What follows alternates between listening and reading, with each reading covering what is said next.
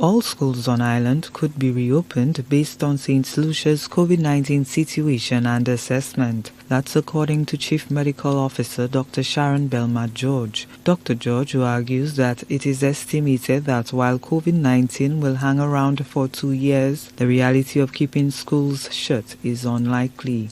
Dr. George says while local data suggests most students can head back to the physical classroom, authorities have held off for now in an attempt to protect the school population.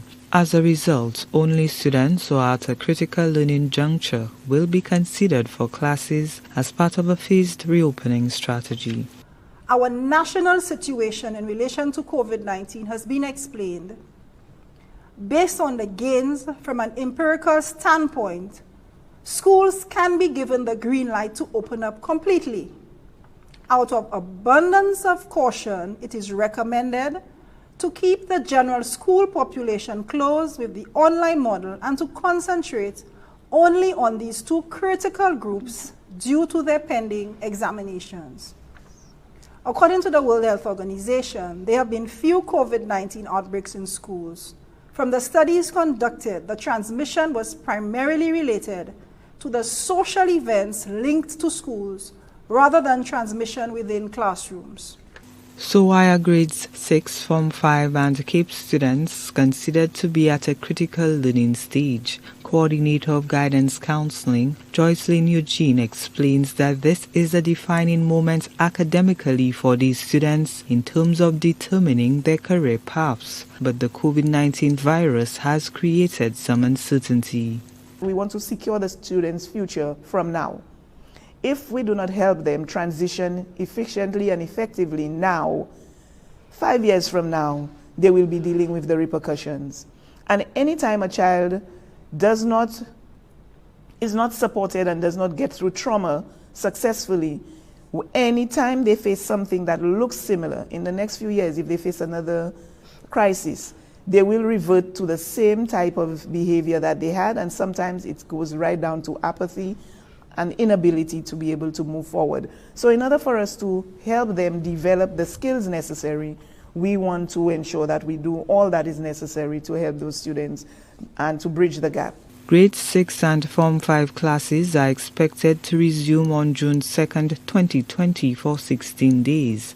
Almost 5,000 students are scheduled to write the Common Entrance and CSEC examinations.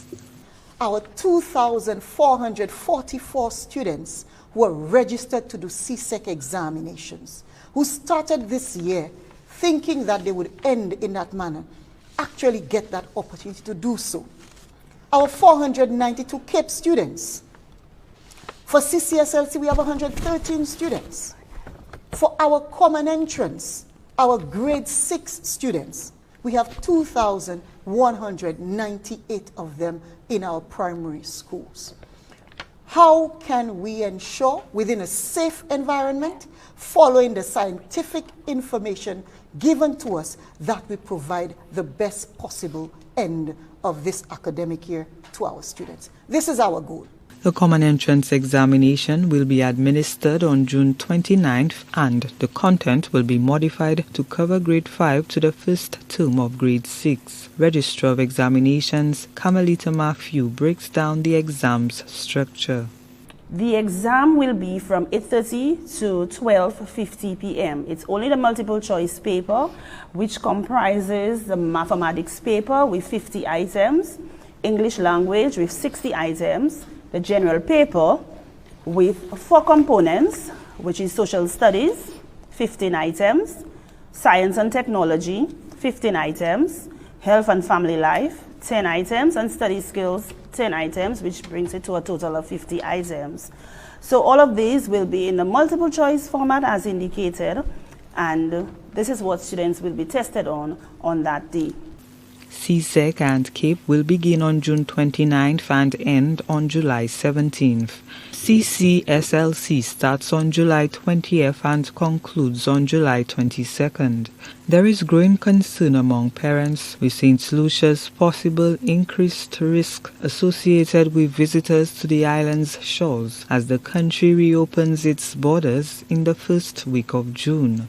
Schools are urged to clean institutions regularly, space out desks, reduce classroom sizes, encourage the wearing of masks, and ensure that there is adequate water at school plants. Authorities have also factored in the need for first aid training, psychological services for teachers, and counseling for students to cope with the anxiety of learning in a COVID-19 world. The Health and Education Ministries will monitor scientific evidence and epidemiological data to plan and ensure a safe educational environment for staff and students as the island continues a phased priority-based plan to reopen the education system. Gina Filippi, HTS News Force.